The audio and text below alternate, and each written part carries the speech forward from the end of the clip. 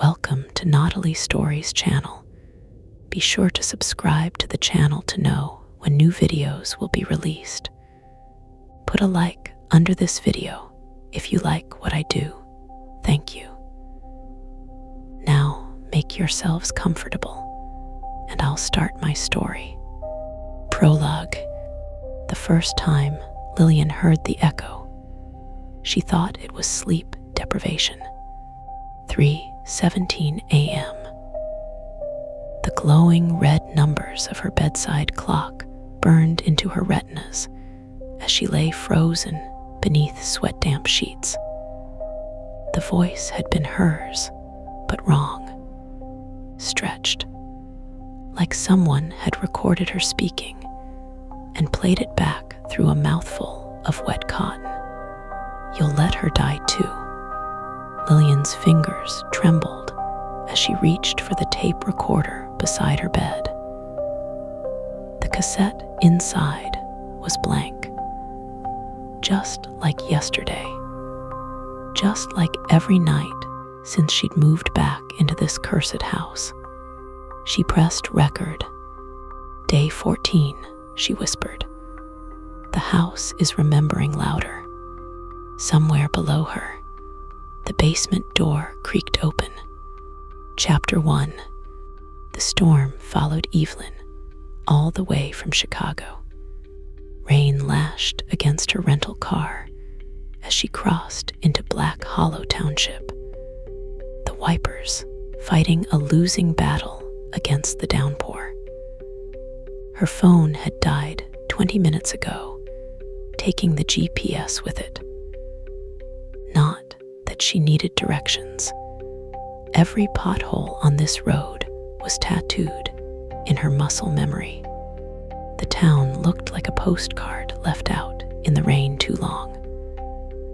The once vibrant storefronts along Main Street stood boarded up, their colorful facades bleached gray by decades of nor'easters. Only the gas station showed signs of life, its flickering neon sign buzzing like an angry hornet. Evelyn pulled in, the tires crunching over broken glass. The attendant, a gaunt man with nicotine-stained fingers, didn't look up from his crossword as she entered. "Fill it regular?" he asked, his voice rasping like sandpaper. "Please." Evelyn's breath fogged the air. The station's heater was clearly broken. "You know the Carter place up on Widow's Cliff?" The man's pencil snapped. When he finally looked up, his pupils were dilated enough to swallow the muddy brown of his irises. "You one of Marion's girls." Something cold crawled down Evelyn's spine. "Lillian's sister." Figured. He wiped his hands on grease-stained coveralls. "Sheriff Cole's been up there every day this week. Had to break the door down Tuesday." Evelyn's stomach dropped. "Why?" The attendant's smile showed too many teeth. "Same reason they broke it down 20 years ago, I spect." The pump clicked off. Outside, the rain turned to sleet. Chapter 2. The house smelled like memory. Evelyn stood in the foyer, her suitcase forgotten by the door. The scent hit her first lemon polish undercut by something darker. The same olfactory punch that had greeted her every childhood summer when they'd visit Grandma Carter. Only now there were new notes, spoiled milk and copper pennies. "Lil," her voice echoed through the empty house. No response. The living room looked staged. Floral sofa cushions, perfectly fluffed.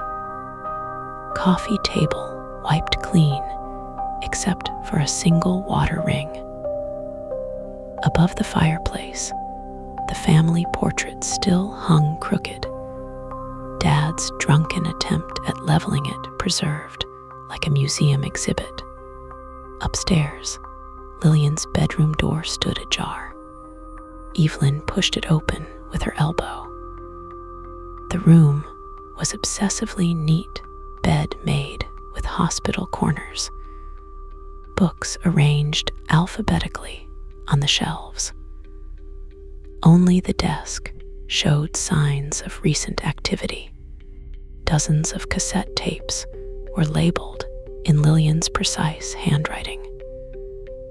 Evelyn picked one at random. Session 14, time discrepancy, plus 12H47M. She slotted it into the player on the desk. Static hissed for 3 seconds before Lillian's voice came through. The subject accurately predicted 17 separate events today, including a pause. Christ. Evelyn just pulled into the driveway. A car door slammed outside. Evelyn's head snapped toward the window. Through the rain, she saw her rental car sitting alone in the driveway.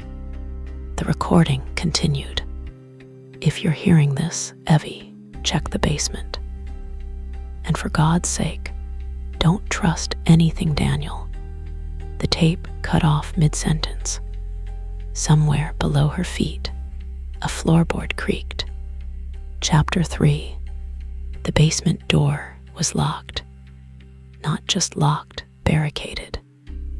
2 heavy-duty deadbolts and what looked like a police riot bar wedged through the handles. Evelyn ran her fingers over the fresh scratches around the keyhole. Someone had tried very hard to get in, or keep something in. The fire axe in the garage made short work of the barricade. The door swung inward with a groan, revealing stairs that disappeared into perfect blackness. The smell that wafted up stopped Evelyn cold, wet earth and spoiled meat with an acrid chemical undertone. Formaldehyde. Her phone flashlight barely penetrated the gloom. The concrete walls were covered in names, hundreds of them carved into the foundation. Some were crude etchings, others precise engravings. They overlapped like tree rings, the oldest nearly worn smooth. Her light caught on one at eye level. Marinne Carter, 2002. Her mother's name, dated the year she disappeared. A metallic click echoed from the depths.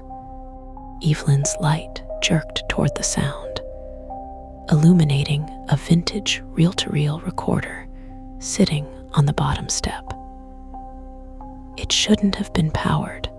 The cord lay severed on the concrete. Yet the reels began turning. A voice filled the basement. Not Lillian's, not human. Something that mimicked speech the way a parrot does. "Welcome home, doctor." The flashlight died.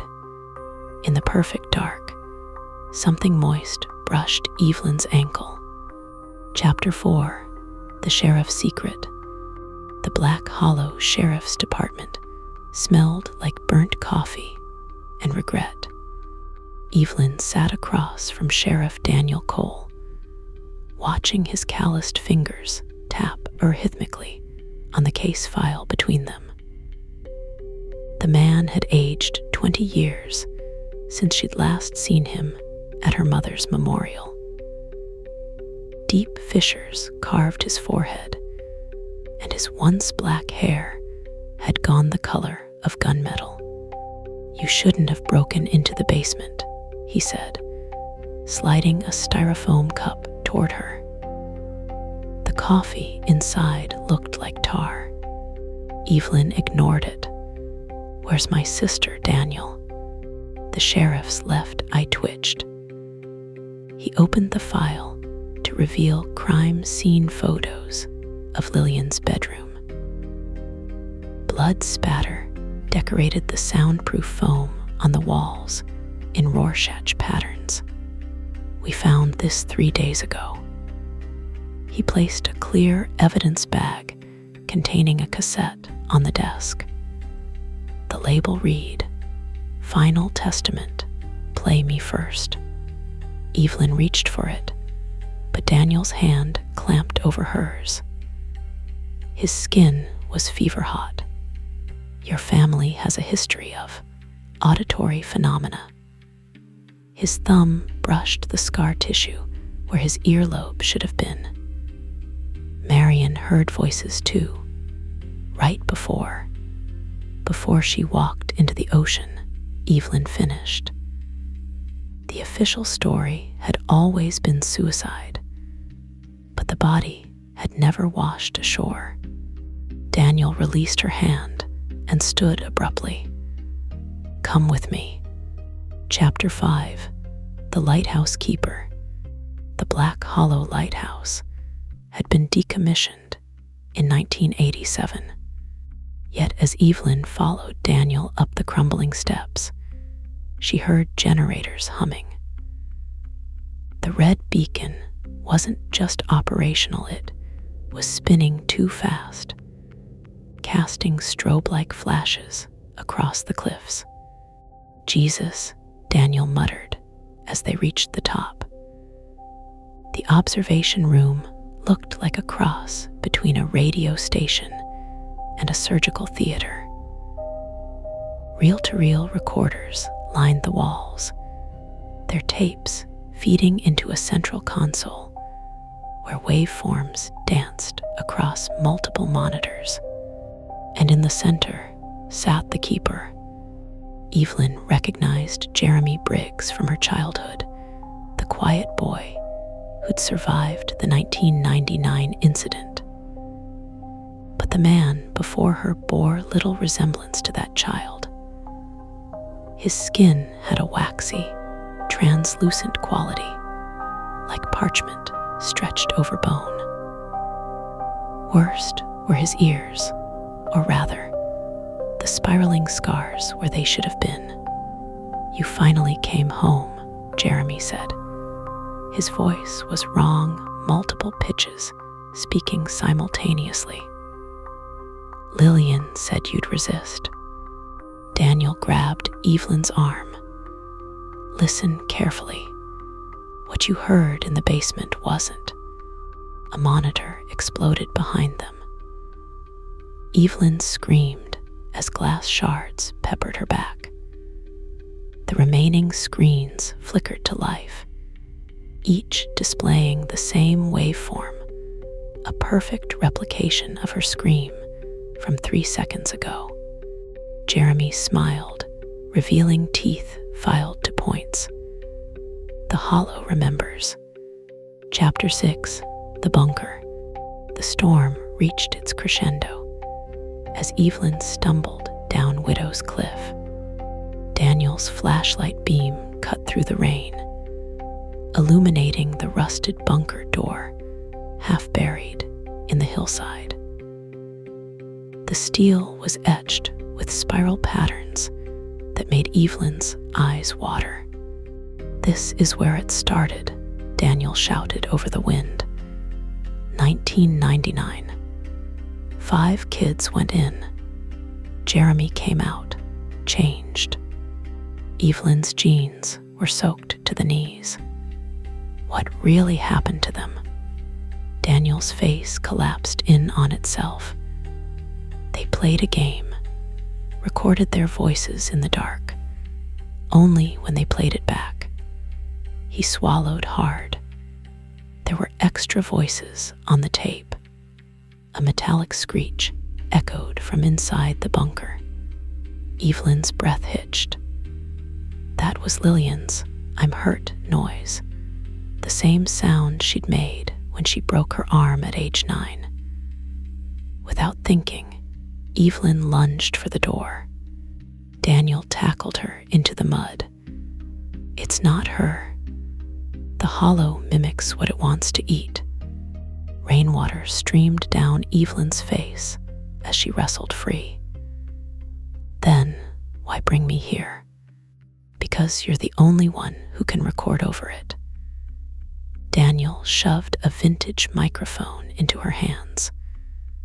The cord terminated in raw, frayed wires. Your voice is the only one it can't copy. The bunker door groaned open. From the darkness came a wet, clicking sound, like dozens of tongues testing the air. Chapter 7, The Choice. The bunker walls pulsed. Evelyn crouched in the center of the circular chamber, her back pressed against a cold metal post. The walls weren't concrete. They were layered with some porous, spongy material that contracted and expanded like lungs, and they were covered in mouths. Dozens of them formed between the wall's ridges, human lips at first, then twisting into obscene variations. They whispered in overlapping voices. We have your mother. Lillian tastes like vanilla. Sing for us, little bird. Daniel was screaming something outside, but the bunker drank the sound. Evelyn's hands shook as she raised the microphone. Then she saw it. Embedded in the far wall, a human face emerging from the membrane. Lillian's features stretched like taffy, her mouth working silently. The cassette player in Evelyn's pocket clicked on by itself. Lillian's recorded voice whispered, "It's not a prison, Evie. It's a womb." The walls began to bleed. Epilogue. The new psychologist arrives on a Tuesday. Dr. Rachel Koenig parks her Prius outside the Carter house, checking the address against her email.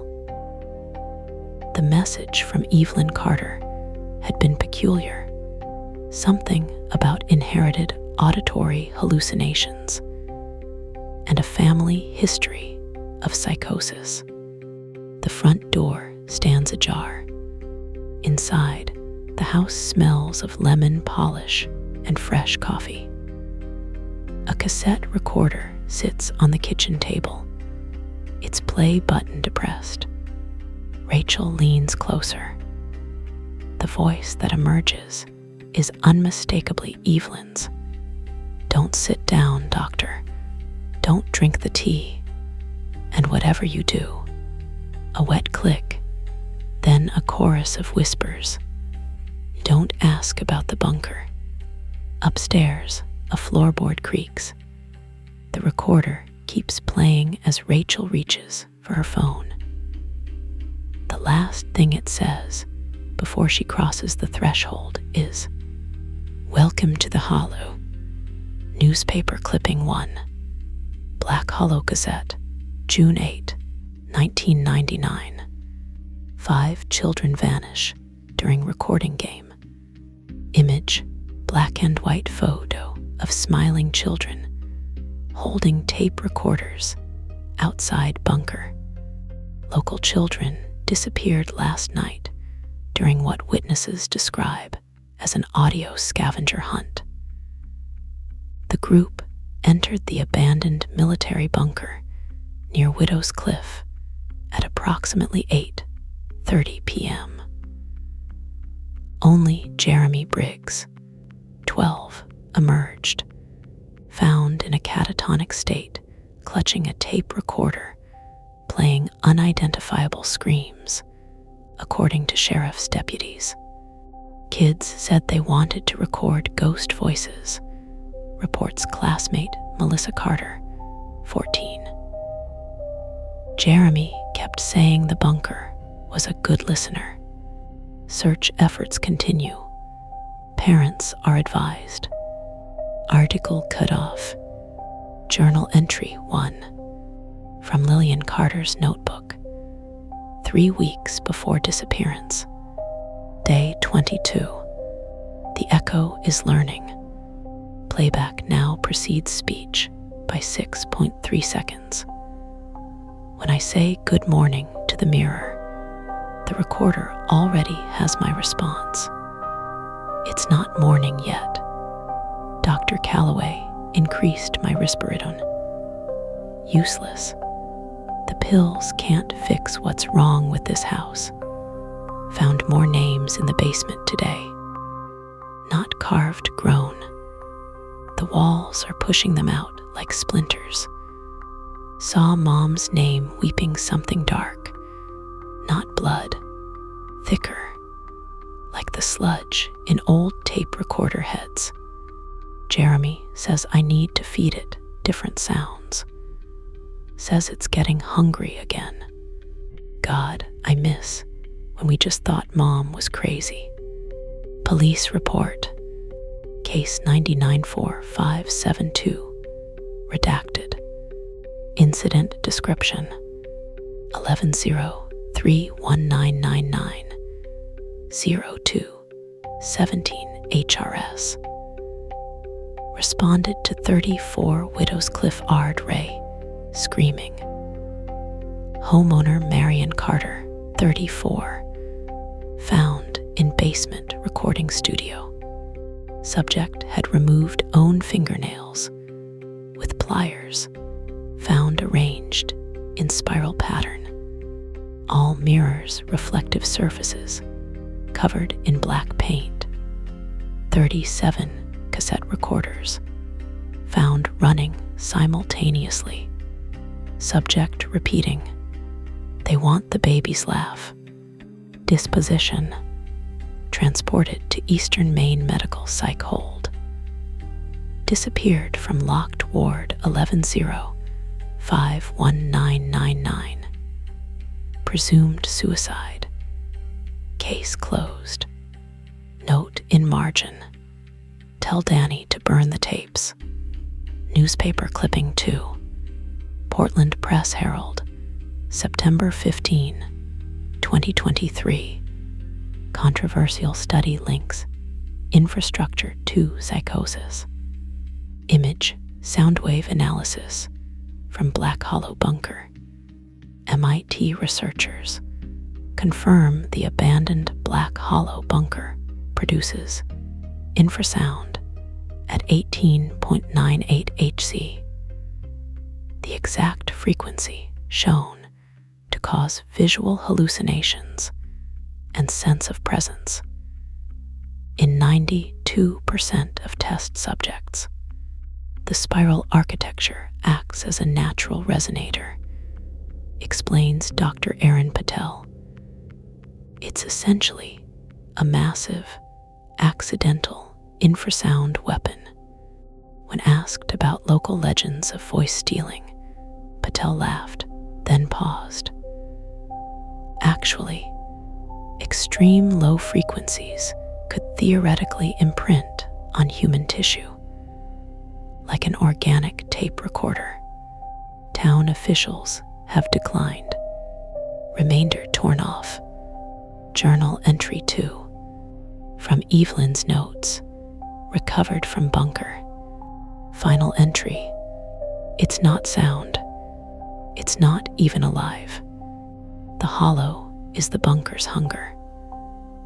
The concrete learned to eat voices during Cold War experiments. Jeremy was right. We're not fighting ghosts. We're fighting the echo of something that starved to death in 1957. Lillian's still here. I can see her in the walls when the beacon light hits right. She mouths, "I'm sorry," over and over. Daniel says the only way out is to give it a voice it can't digest. So this is my last recording. The children are still in the lighthouse. Jeremy lied. They never left the bunker. Note, last 3 words appear written in different handwriting. Found document Therapy transcript.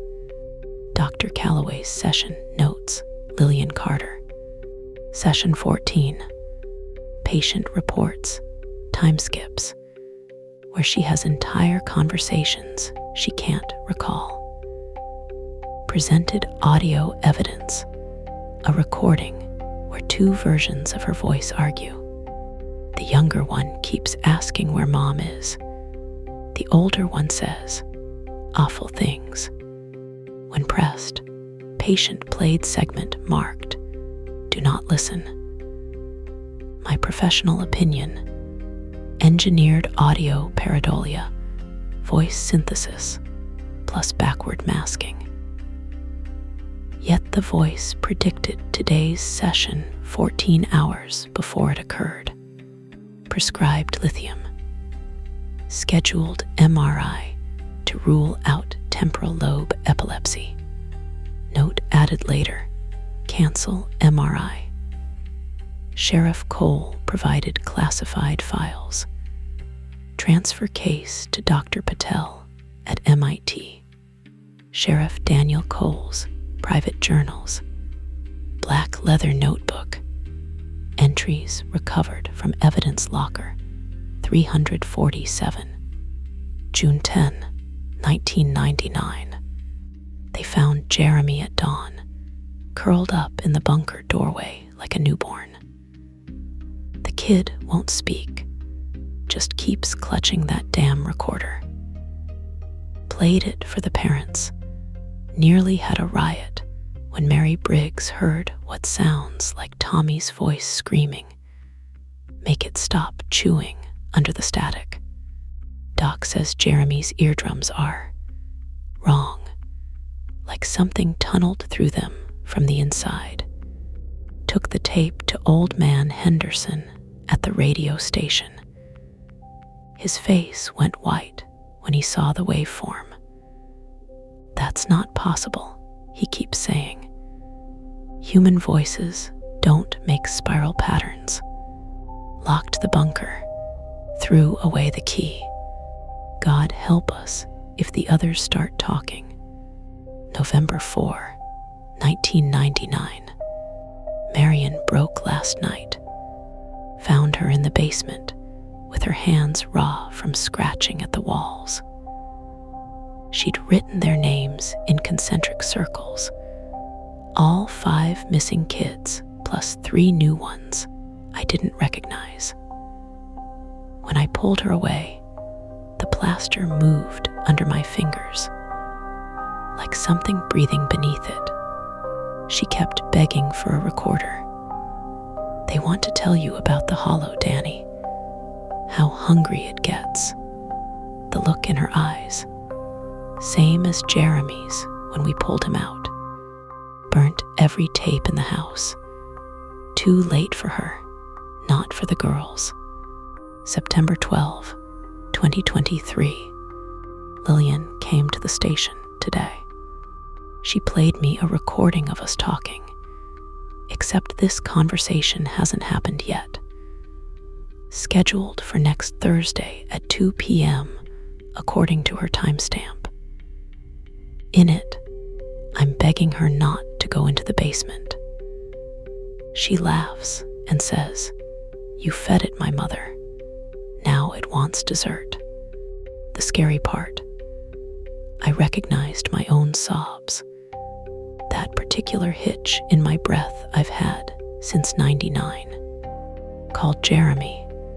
He says the cycle's speeding up. Only 17 days until the hollow wakes hungry again. Undated entry, bloodstained pay. I remember the first rule now. It always takes 5. 5 kids in 99. 5 voices every 12 years to keep it sleeping. Marion was 3rd. Lillian makes 4. Evelyn's car just pulled into town. Forgive me, Evie. You were always my favorite. Last entry ends mid-sentence. Pocket notebook found on sheriff's body at bunker site. scrawled in shaky handwriting. Doesn't work, tilde tilde. Circles don't work, tilde tilde. Tilde tilde, bullets, definitely. Don't work, tilde tilde. It's not echoes. It's the silence between sounds that's alive. Jeremy lied. The lighthouse doesn't contain it. The beacon feeds it. Every rotation pumps more voices down those cables into the bunker. Evelyn's voice is the key. The hollow can't mimic her stutter, the childhood accident. If I can get her to record, remainder illegible,